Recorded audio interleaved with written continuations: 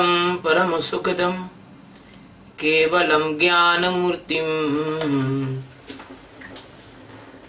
द्वन्द्वातीतं त्रिगुणरहितं तस्मैवादिलक्ष्यम् एकं नित्यं विमलमचलं सर्वधि साक्षीभूतं भावातीतं गगनसदृशं सद्गुरुं तं नमामि।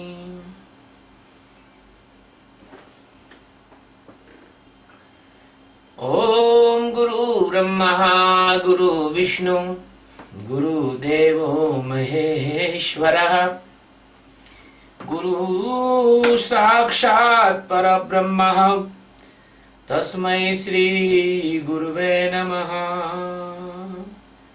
ध्यानमूलं गुरुमूर्ति पूजामूलं गुरुपदम् मंत्रमूलं गुरुर्वाक्यं मोक्षमूलं गुरुकृपा। सद्गुरु भगवान की जय, स्वामी जी महाराज की जय। शिवोहम।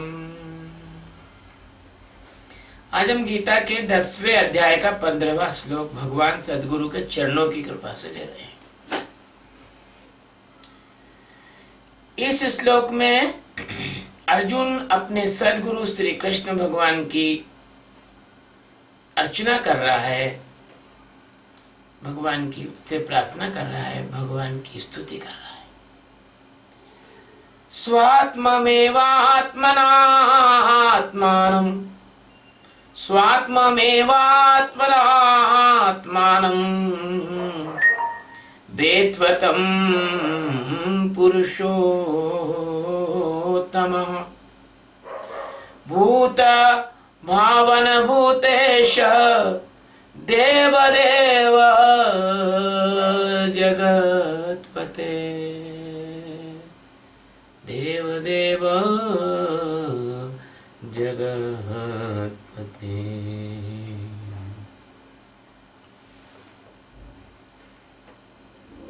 गुरुदेव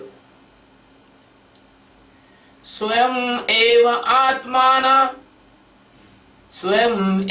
आत्मना आत्मानं वेत्थ त्वं पुरुषोत्तमं भूतभावन भूतेश देवदेव जगत्पते।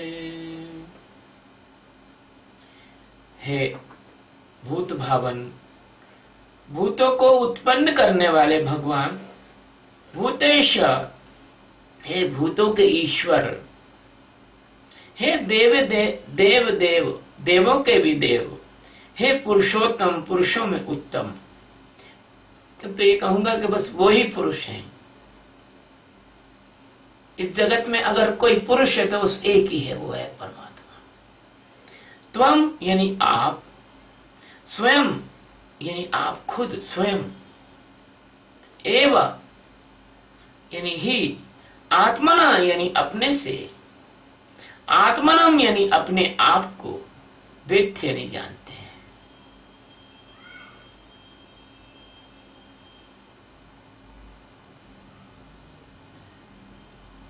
हे भूतों को उत्पन्न करने वाले, हे भूतों के ईश्वर, हे देवों के देव, हे जगत के स्वामी, हे पुरुषोत्तम, आप ही अपने से अपने को जानते हैं। कितना सुंदर कहा है अर्जुन ने, कितने सुंदर शब्द हैं अर्जुन के, कितना गहन प्रेम है अर्जुन का। काश ऐसा ही प्रेम प्रत्येक शिष्य का अपने सद्गुरु के प्रति हो जाए।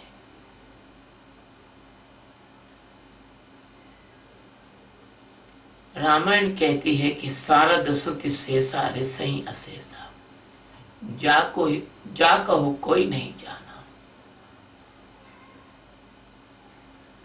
जही दीन प्यारे वेद पुकारे द्रवो सुश्री भगवान। भगवान कृपा करते हैं, द्रवित होते हैं, दयालु हैं वो। उनको कोई नहीं जानता, न उनको सरस्वती जानती है, न उनको शेषनाग जानते हैं, न उनको ऋषि जानते हैं, न उनको मुनि जानते हैं।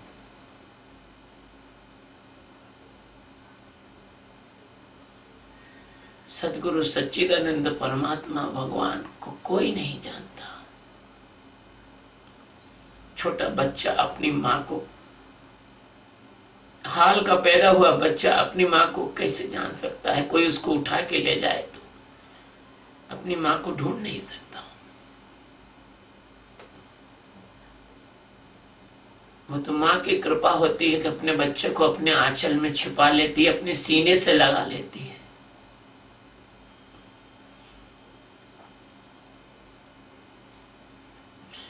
कभी अपने से अलग नहीं करती। जब तक बच्चा बड़ा नहीं हो जाता, जब तक शिष्य ज्ञानी नहीं हो जाता, सतगुरु उसको अपने दिल से अलग नहीं करता। कितनी प्यारी सी बात मुझे याद आती है।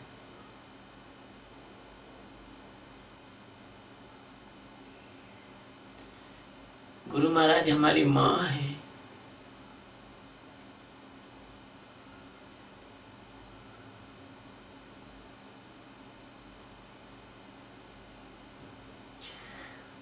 प्यारे भक्त मित्रों, आओ अपनी इस श्लोक की प्रार्थना में अर्जुन के साथ अपनी प्रार्थना भी शामिल करें। सदगुरु हमारी माँ है। एक प्यारा सा गीत मैंने बचपन में सुना था। गीत ऐसा था, माँ मुझे अपने आंचल में छुपा लो,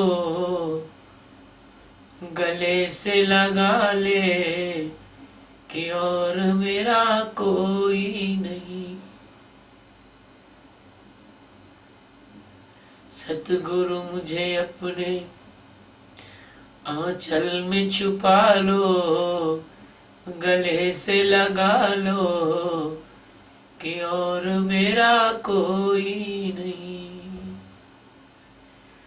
कि और मेरा कोई नहीं, कि और मेरा कोई नहीं।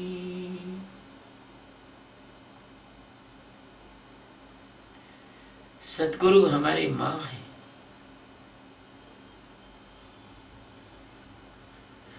जैसे बच्चा अपनी माँ पर हमेशा विश्वास करता है,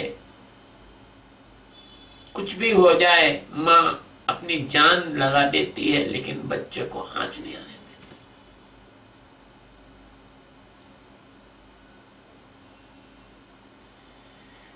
मुझे अपने सदगुरु की एक एक बात याद है।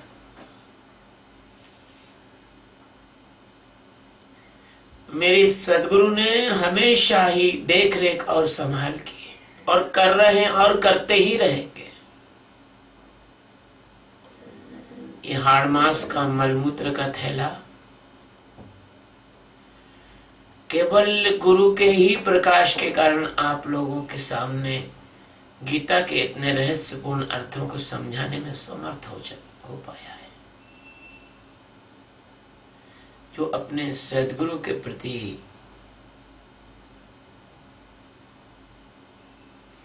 जो ऐसे सद्गुरु के प्रति जो समस्त भूत प्राणियों को समान रूप से प्रेम करते हैं, आपको पता नहीं। भारत में जो सद्गुरु हैं उनके मन में कोई भेद नहीं है। आप किसी भी देश के रहने वाले हो, किसी जाति समाज संप्रदाय के हो, आप कैसे भी हो, गरीब हो अमीर हो, कैसे भी हो, माँ का बच्चा लंगड़ा लूला भी होता है तो माँ उसको उतना ही प्रेम करती है जितना सर्वांग सुंदर बच्चे को प्रेम करती है। तो सद्गुरु तो एक सद्गुरु तो करोड़ों माँ के बराबर होता है।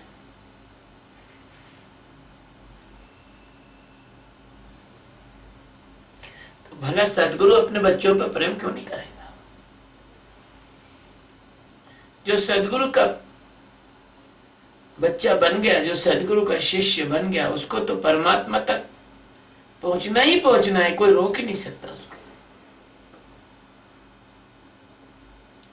अर्जुन कह रहा है कि कह रहे हैं कि भूतों को उत्पन्न करने वाले, हे भगवान, आप समस्त भूत प्राणियों को उत्पन्न करते हैं। मतलब यह है कि आपके ही अस्तित्व के कारण इनका अस्तित्व, इनका जीवन, ये जीवित दिखते हैं, जीवित रहते हैं।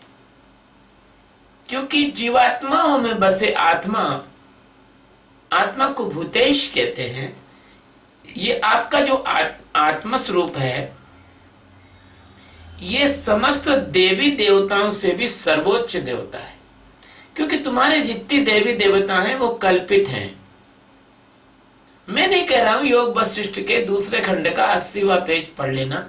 शंकर पार्वती संवाद में योग वशिष्ठ महारामायण में कहा है। योग वशिष्ठ जैसा ग्रंथ ये कहता है कि आपके जो देवी देवता हैं वो कल्पित हैं। तो भगवान ही मात्र एक आत्मदेव ही सच्चा देव है। भगवान सद्गुरु ही, सच्चिदानंद परमात्मा ही सच्चे देवता है, वही परमात्मा है, वही जगत के स्वामी हैं, वही भगवान हैं, वही सर्वोच्च पुरुष हैं, वही सच्चा पौरुष है। संसार में जिसने आत्मज्ञान प्राप्त किया केवल वही मात्र व्यक्ति पुरुष है। बाकी स्त्रियां तो स्त्रियां हैं और पुरुष भी स्त्रियां ही है, स्त्री ही है। क्योंकि जो माया के चक्कर में फंसा है वो स्त्री है, जो माया से निकल गया वही पुरुष है।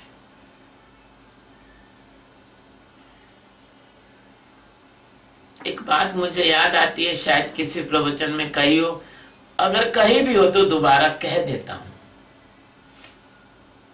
एक संत प्राचीन समय में नगर के बाहर एक कुटिया बनाकर रहा करते थे। बहुत अच्छे विरक्त संत थे, बड़ा परमात्मा से उनका प्रेम था और गहरी साधना में उतरते चले जा रहे थे। संत युवा थे, चमचमाता हुआ उनका चेहरा, गोल गोल गाल,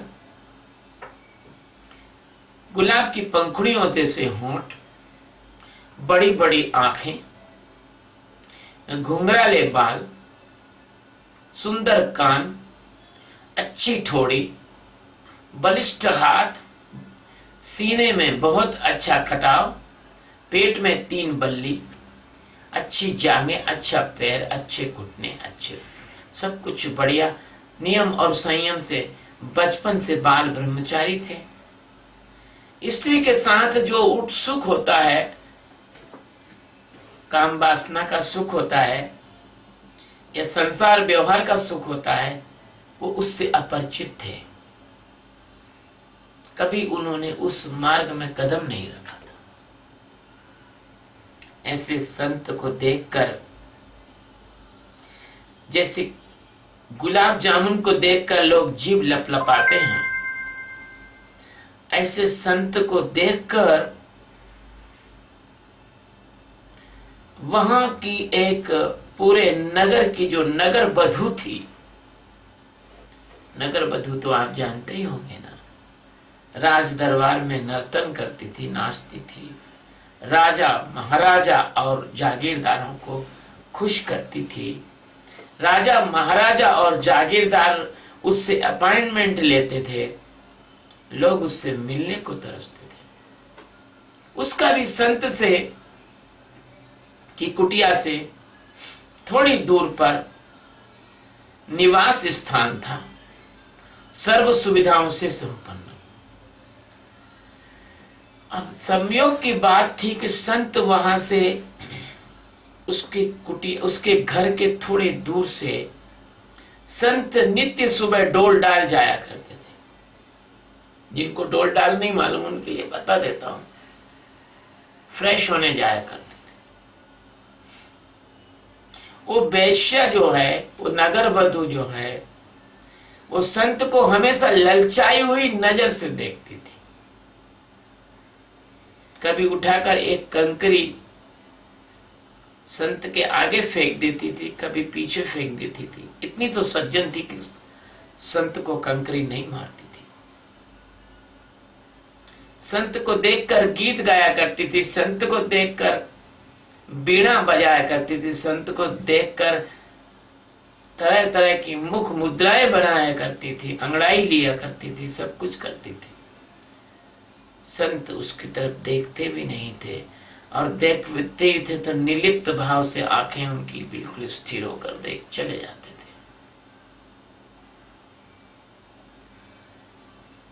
वैसे कुछ शंका हुई, शायद ये पुरुषत्व खो चुका हुआ व्यक्ति है, सिर्फ शरीर ही अच्छा है, बाकी पुरुषत्व नहीं होगा इनमें। एक दिन वो नगर बधू संत के मार्ग में आकर खड़ी हो गई और उसने संत का वस्त्र पकड़ लिया, उत्तरी पकड़ लिया। संत ने कहा, ये क्या करते हो? नगर बधू ने कहा, बस मुझे कुछ नहीं पूछना, बस एक प्रश्न का मुझे उत्तर दे दो, आप पुरुष हो कि स्त्री हो? संत ने कहा, मैं समय आने पर आपको इसका उत्तर दूंगा। दिन बीते, महीने बीते, वर्ष बीते, एक दिन वो समय आ गया। संत अपनी आयु की निर्धारित सीमा अवधि पर पहुंच गए। ये नहीं, निश्चित नहीं होता कोई आदमी 100 वर्ष जिए, 70 जिए, 60 जिए। विवेकानंद कम भी जिए, लेकिन सभी लोगों से ज्यादा ठीक जिए। तो संत जो है, अपना शरीर छोड़ दिया संत ने, और जब उन्होंने शरीर छोड़ दिया तो उनका शरीर को डोले की तैयारी करने लगे। संत का डोला निकालकर समाधि लगा दी। उस डोले में सब इकट्ठे होने लगे। वो वैश्या भी आई। उसने कहा, आप झूठे हो, आपसे मैंने पूछा था, आपने कहा था कि मैं बताऊंगा, आपने बताया नहीं कि आप स्त्री हो कि पुरुष हो। संत को पकड़ के इनके पैरों को झकझोड़ के रोने लगी। तो संत के शरीर से आवाज आई, मैं पुरुष हूं, मैं पुरुष हूं, मैं पुरुष हूं। क्योंकि वो पूर्णता से पुरुषत्व में प्रवेश कर चुके थे। मेरे मित्रों, मेरे शिष्यों, मेरे प्रेमियों, जो परमात्मा सच्चिदानंद में जागा है, बस वही पुरुष है। इसलिए कहते हैं, परम पुरुष श्री सद्गुरु, परम धाम सुख धाम, और जेने आप्यो भान निज तेने सदा अपना। जो परमात्मा में जागा हुआ व्यक्ति है, बस वही पुरुष है। बाकी सारा संसार स्त्री है। स्त्री यानी क्षमा करना। संसार की स्त्रियां मुझे क्षमा करें। आप भी, आपके अंदर वही परमात्मा है जो पुरुष में है, किंतु यहाँ पर जो बात जैसी कहना चाहिए वैसी ही कहना पड़ेगी। स्त्री माया है, और जो माया में फंसा है वो स्त्री है। इसलिए अगर कोई स्त्री भी ब्रह्म ज्ञान को प्राप्त कर गई तो वो परम पुरुष परमात्मा हो गई।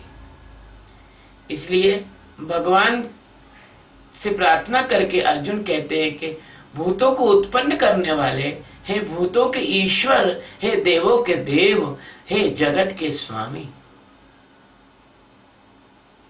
कितना प्यारा शब्द है। मुझे याद आया, हे रोम रोम में रमने वाले राम, जगत के स्वामी हो अंतर्यामी, मैं तुमसे क्या मांगू, मैं तुमसे क्या मांगू। हे रोम रोम में रमने वाले राम,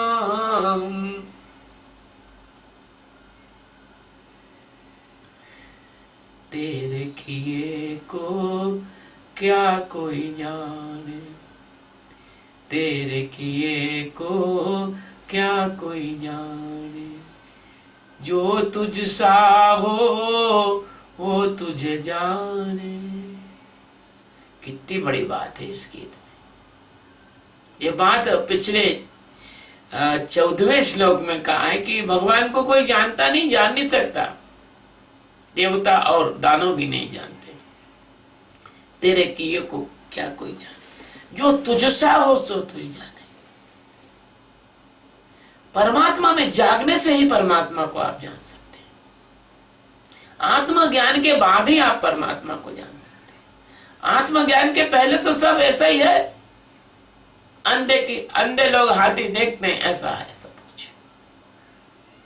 अंधे हाथी को टटोलते हैं, ऐसे तुम किताब में टटोल टटोल के परमात्मा के बारे में बात सोचते रहते हो।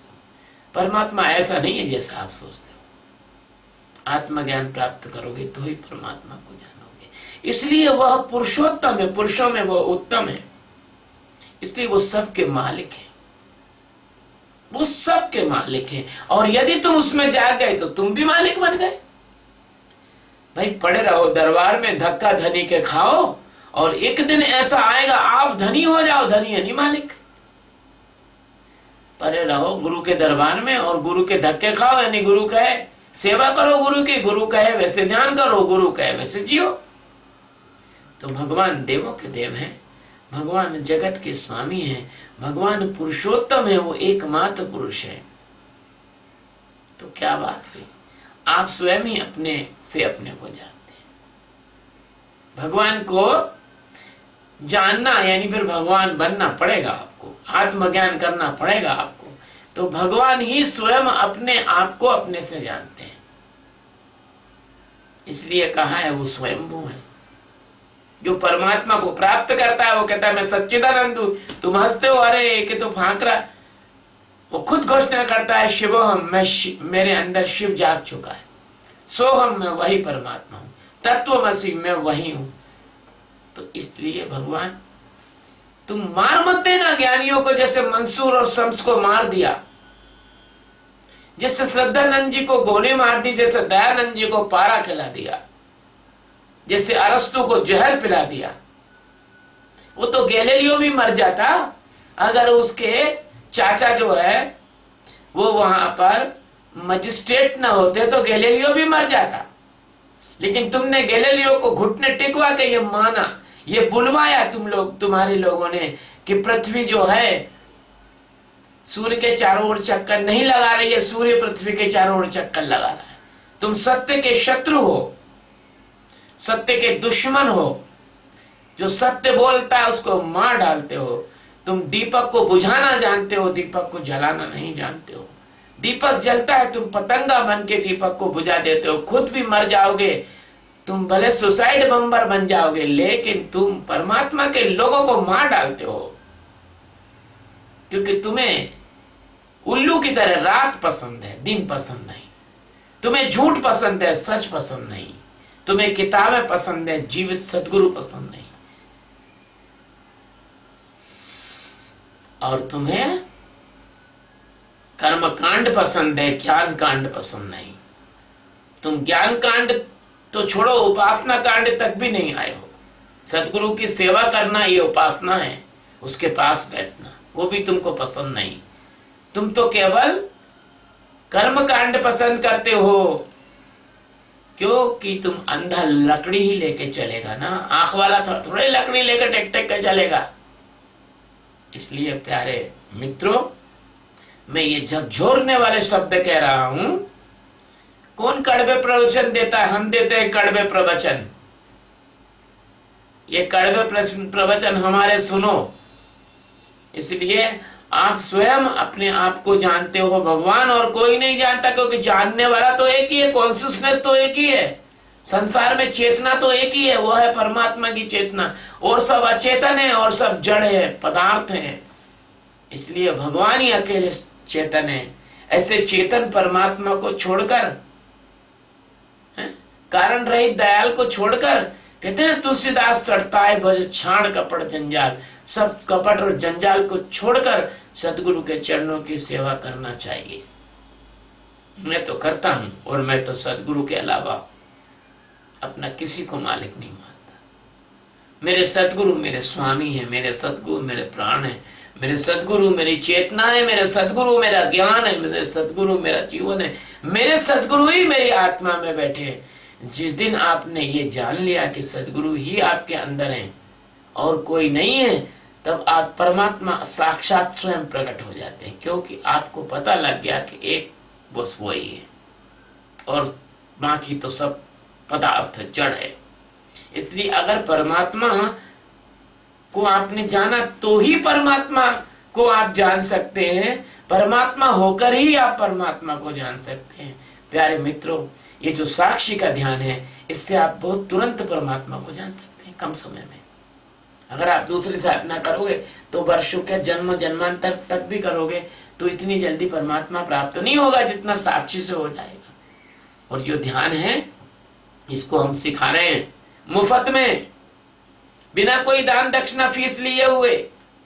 केवल तुम्हारे आने और खाने और रहने की तुम व्यवस्था कर लो, हम सिखा रहे हैं। और वो हमारे जो सिखाने के जो शिविर लगते हैं उसके प्रधान सत्यबोध प्रेमानंद और राजीव जी, दो ये हमारे इस शिविरों के प्रधान हैं। ये मतलब एक सत्यबोध प्रेमानंद इसके प्रधान है और राजीव जी हमारे उप प्रधान है। और इसी शिविरों के जो प्रचार मंत्री हैं वो हमारे वेदांतानंद जी हैं। तो इन तीनों की फेसबुक आप अगर उठा के देखोगे तो आपको दिल्ली के शिविर की पूरी जानकारी मिल जाएगी। 1 अगस्त 2015 को दिल्ली में शिविर है, ध्यान शिविर। यदि आप इस ध्यान को सीखना चाहते हैं जिसके द्वारा आप परमात्मा में रूपांतरित हो सकते हैं, आप परमात्मा को जानने के लिए परमात्मा के स्वरूप में खड़े हो जाएंगे, परमात्मा ही हो जाएंगे, आप आत्मज्ञानी हो जाएंगे। अगर इसको आप जानना चाहते हैं, इसको आप सीखना चाहते हैं, और यदि आप इस संसार की अशांति में शांति से जीना सीखना चाहते हैं, तनाव रहित जीना सीखना चाहते हैं, तो मैं आपको बहुत प्रेम और सम्मान से दिल्ली के ध्यान शिविर में आमंत्रित करता हूं। और आपको यह भी आमंत्रित करता हूं कि आप चाहे तो अपने गांव और नगर में ध्यान शिविर रख सकते हैं। इसके लिए आपको सत्यबोध प्रेमानंद जी से संपर्क करना चाहिए। शिवोहम।